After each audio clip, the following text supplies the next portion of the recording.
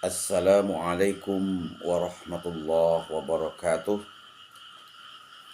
Alhamdulillahi wa kafa. Wassalatu ala nabil mustafa wa ala alihi wa sahbihi wa mawala. La hawla wa la quwwata illa billah. Allahumma salli ala Sayyidina Muhammadin wa ala alihi wa sahbihi ajma'in, amma ba'd. Para pemirsa dimanapun berada yang saya muliakan, kita bersyukur kepada Allah Subhanahu wa Ta'ala. Pada pagi ini kita masih diberikan nikmat sehat oleh Allah. Saya mendoakan mudah-mudahan Bapak Ibu semuanya sehat selalu, tidak kurang suatu apapun. Salawat dan salam kita tidak lupa untuk Rasulullah sallallahu alaihi wasallam. Allahumma salli ala Sayyidina Muhammad wa ala ali Sayyidina Muhammad. Para pemirsa yang berbahagia, pada pagi ini saya ingin menyampaikan sesuatu hal.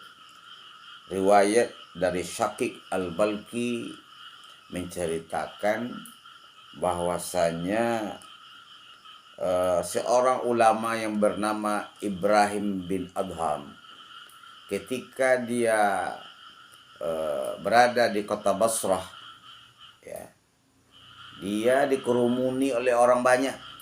Dia seorang ulama dikerumuni oleh orang banyak. Kalau bahasa kitanya, dia pergi ditanya oleh orang banyak, "Wahai Buya, kami selalu berdoa." Karena sesuai dengan ayat Al-Quran yang selalu Buya baca, "Ud'uni astajib lakum." Mintalah kepadaku, aku akan perkenankan permintaanmu. Tapi ternyata sudah lama kami meminta, Buya, tapi doa kami tidak juga dikabulkan oleh Allah Subhanahu wa Ta'ala. Apa penyebabnya? Nah, itulah pertanyaan daripada para jamaahnya yang mengerumuninya di pasar. Bagaimana doamu diterima oleh Allah, kata Ibrahim bin Adham, hatimu tertutup. Nah, jadi ibarat selang minyak atau ibaratkan tali listriknya, tali kamu itu putus, hatimu mati, tertutup oleh 10 perkara. Jadi ternyata sinyal kita kepada Allah itu tertutup. Apa yang menutupnya? Ada 10 macam. Nah, itu.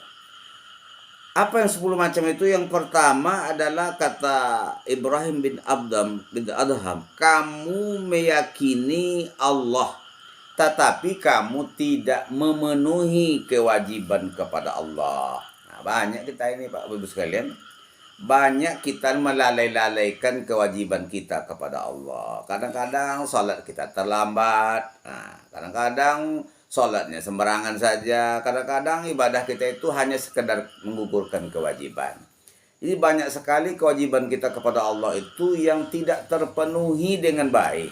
Nah, itulah penyebabnya doa kita tidak dikabulkan oleh Allah Subhanahu wa Ta'ala. Yang kedua, kata beliau, kamu selalu membaca Al-Quran tetapi kamu tidak mengamalkannya. Tidak mengamalkan isi kandungan Al-Quran itu, tidak kamu amalkan. Memang banyak, Pak, sekarang malah di musabaqahkan lagi. Di musabaqahkan Al-Quran itu, tetapi ajarnya kita injak-injak. Kita yakin Al-Quran mengajarkan kepada kita jangan curang dalam timbangan. Ya, kita curang juga. Jangan memakan harta haram. Kita makan juga harta haram tuh. Padahal kita baca juga Al-Quran tuh. Nah, itulah. Jangan berjudi. Dibaca, dibuat juga judi itu. Jangan minum khamar. Kita minum khamar juga. Itu berarti sama dengan memperolok-olokkan Allah, memperolok-olokkan isi kandungan Al-Quran. Nah, itu yang kedua. Yang ketiga, kamu cinta kepada Rasul, tetapi ajaran Rasul, sunnah Rasul itu tidak kita ikuti, tidak kalian ikuti. Jadi Rasulullah itu, kalau kita amalkan sunnah Rasulullah itu banyak sekali. Rasulullah kehidupannya sehari-hari, tahajudnya tidak pernah tinggal, jamaahnya tidak pernah tinggal, duhanya juga tidak pernah tinggal, puasa sunat juga tidak pernah tinggal. Itu aja dulu kita contoh dulu. Nah, Maka kita kalau ingin doa kita dikabulkan oleh Allah, ikuti sunnah Nabi kita Muhammad Sallallahu Alaihi Wasallam. Yang keempat, kamu mengaku memusuhi setan, tetapi kamu ikuti juga langkah setan itu. Inna syaitana lakum aduwwum mubin. Sesungguhnya setan itu musuhmu yang nyata. Jadi langkah-langkah setan itu sekarang perangai-perangai setan orang sekarang nih Pak, Guru sekalian.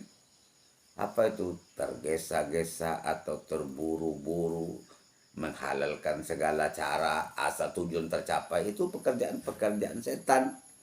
Maka jangan kita ikuti langkah-langkah setan. Yang kelima, kamu ingin masuk surga tetapi kamu tidak beramal untuk ke surga itu. Nah, jalannya jalan sebelah kanan, kita ikuti jalan sebelah kiri. Mana pula misalkan sampai apa itu? Ya.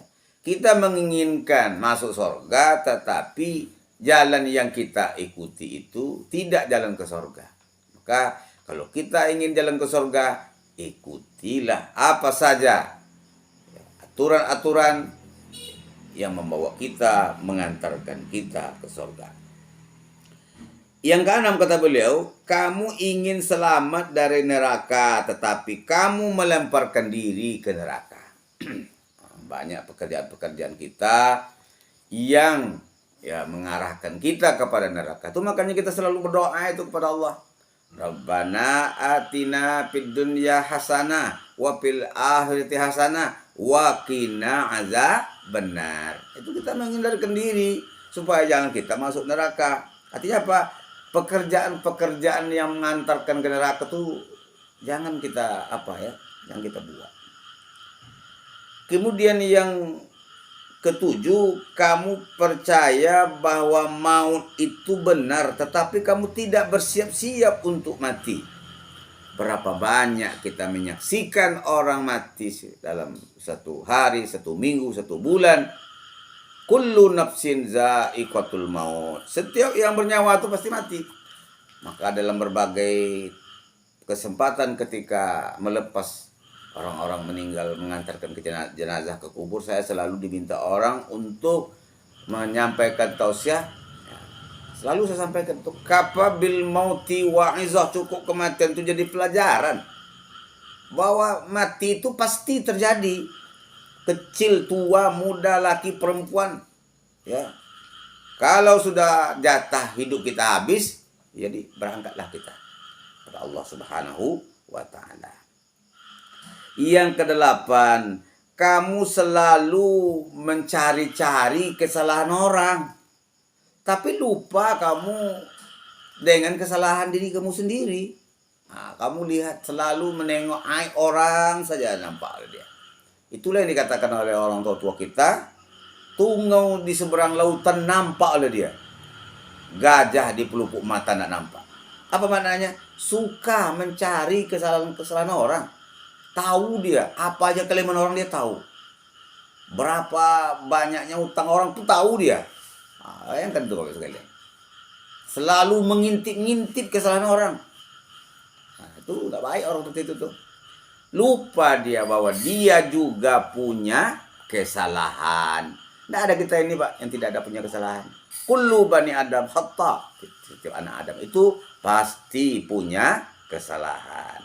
Nah, itu yang ke-8. Yang ke-9, kamu banyak makan nikmat Allah tapi kamu tidak pandai bersyukur. Nah, ini selalu pengajian terdahulu ini. La in syakartum la azidannakum. Kalau kamu pandai bersyukur kata Allah, kamu pasti ditambah oleh Allah. Wala in kafartum inna azabi lasyadid. Tapi kalau kamu tidak pandai bersyukur, tunggulah azabku. Jadi kita harus pandai bersyukur. Bagaimana caranya? Nah, pengajian terdahulu, syukur dengan hati, puas dengan nikmat Allah itu. Syukur dengan lidah, banyak memuji Allah. Syukur dengan perbuatan, pergunakan nikmat yang Allah berikan itu untuk keridhaannya. Ya. Terakhir yang ke-10, kamu selalu menguburkan mayat, tetapi kamu tidak mengambil iktibar. kita ngantarkan, masukkan ke dalam liang lahat. Bayanglah oleh kita bahwa harta yang kita miliki tidak bisa menemani kita di alam kubur. Bahkan dalam berbagai pengajian saya sampaikan, kita punya mobil mewah, Pak. Ada mobil Pajero, ada mobil Fortuner yang kita susah payah mendapatkannya. Tetapi apa yang terjadi Bapak Ibu sekalian? Ketika kita meninggal dunia, tidak mobil itu yang dipakai untuk mengantarkan kita ke kubur. Tetapi apa? Mobil ambulan. Apa maknanya? Janganlah kita terlalu dalam mencintai harta ini. Kenapa? Teman kita di alam kubur adalah amal soleh. Nah, kalau kawan kita, saudara kita, keluarga kita hanya sampai mengantarkan kita ke atas kubur saja. Tetapi di alam kubur, teman kita yang sesungguhnya adalah amal soleh. Maka perbanyaklah beramal soleh. Mudah-mudahan kita akan menjadi orang yang baik, akan menjadi orang yang dicintai Allah, dan segala nanti tempat tinggalnya. Nah, inilah makna dari 10 macam yang menutup hati kita, tidak diterimanya doa kita yang sampaikan oleh Syekh Ibrahim bin Adham itu. Mudah-mudahan bermanfaat untuk kita semuanya. Mudah-mudahan apa yang saya sampaikan ini dapat hendaknya menjadi setawar sedingin bagi Bapak Ibu semuanya dalam melangsungkan kehidupan ini. Jangan lupa di-subscribe lah channel dakwah ini dan di-share kepada teman-teman kita yang lainnya. Demikian, berbanyak maaf. Wassalamualaikum warahmatullahi wabarakatuh.